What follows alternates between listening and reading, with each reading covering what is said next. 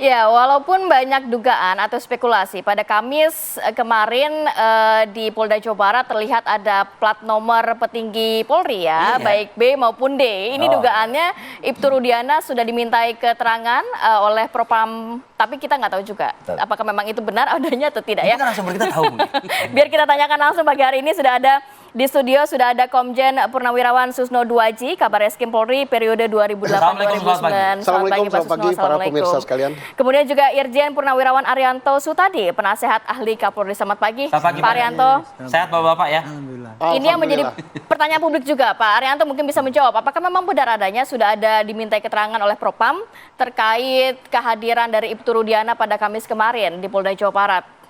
Saya tidak pernah mendengar ya berita kenyataannya. Tapi kalau menurut perkiraan saya, harus yang nomor satu itu ya DPR saya itu. Karena pelapor. Sudah pasti sudah, cuman tidak diekspos. Karena kalau diekspos nanti jadi viral rame-rame, malah kita kerjanya nggak bisa fokus gitu. Yang saya kira saja viral. Ya makanya itu. Saya yakin sudah pasti diperiksakannya itu yang pertama kali ya, seakan-akan dianggap sebagai blundernya polisi kan dari situ mulanya gitu ya. Pasti itu. Mengingat termasuk yang bersangkutan adalah pelapor juga kan? Iya, termasuk kasat reskrimnya dulu gitu, Kapolresnya juga pasti akan diperiksa dulu. Gimana dulu manajemen penyidikan itu? Kira-kira situ Propam itu anunya. Jadi dugaan netizen atau publik ini ayah Eki hilang tuh tidak ya?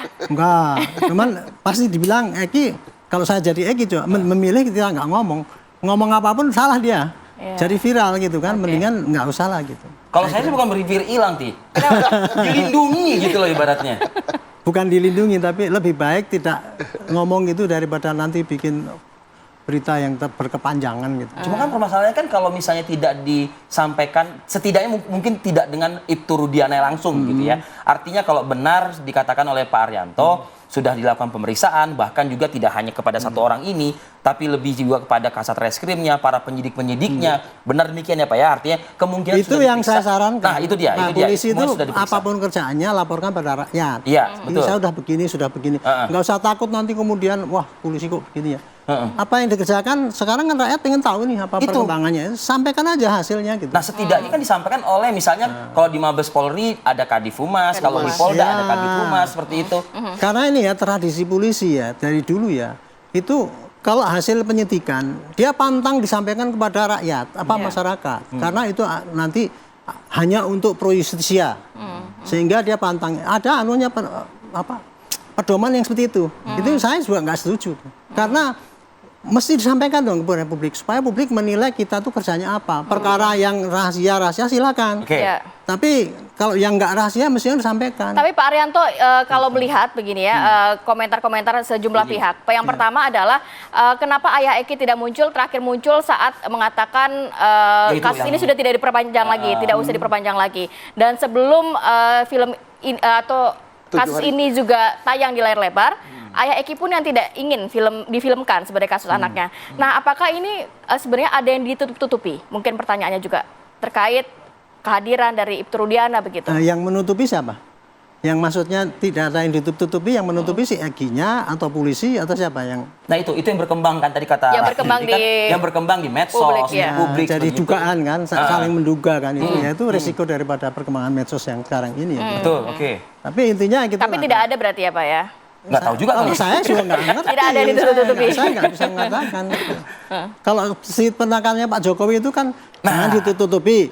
Kalau ada loh. Betul. Nah, itu ada buntutnya itu yang harus dipahami. Pak Jokowi tidak menuduh seperti kasus Sambo dulu. Kalau kasus Sambo dulu saya yakin ada yang ditutupi, harus dibuka. Tapi kalau kasus ini tidak ada yang ditutup-tutupi oleh polisi untuk supaya tidak dibuka menurut saya. Tapi karena kecurigaan masyarakat dari medsos itu sehingga rakyat ingin tahu apa sih sebenarnya yang terjadi. Itu yang mestinya dijawab oleh polisi tahap demi tahap, jangan menunggu nanti hasilnya baru dilaporkan nanti polisi ditohok terus lah oleh masyarakat. Nah ini kan Pak Arianto tadi ya selaku juga penasehat ahli Kapolri. Nah saya mungkin coba tanya ke mantan Kabar Eskrim yang sekaligus juga Pak Petani saat ini. Gimana Pak Susno? Kalau misalnya melihat apakah memang langkah kepolisian menangani kasus ini sudah on the track, sudah tepat? Tapi mungkin ada yang mungkin perlu harus didorong lagi sebagai mantan petinggi di institusi ini begitu. Saya sama Pak Arianto satu periode ya. Oke. Kebetulan yang membuat peraturan tentang penyidikan, dulu nggak ada peraturan SOP penyidikan. Konsepnya dari saya, Baris Krim, yang menuntaskan sampai dengan jadi peraturan Kapolri ini orangnya. Nah, bagaimana penyidikan itu dilakukan, di dalam SOP itu harus terbuka untuk yang boleh dibuka. Kemudian apalagi sampai dengan gelar perkara. Gelar perkara pun di situ diatur bagaimana melibatkan pihak pelapor.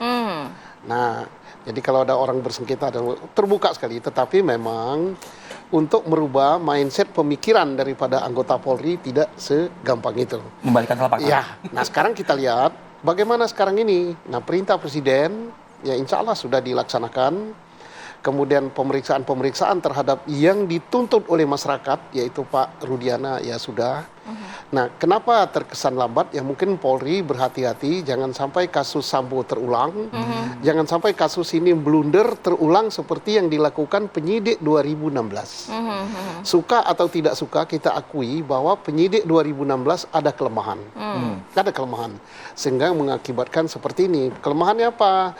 Tentang membuat DPO, kemudian tentang lain-lain. Menetapkan tersangka juga. Sehingga dia lebih hati-hati. Nah, sekarang dengan lebih hati-hati, bagaimana pemeriksaan Rudiana, pemeriksaan saksi-saksi yang lain, ini untuk Polri mencari supaya ini membuat terang.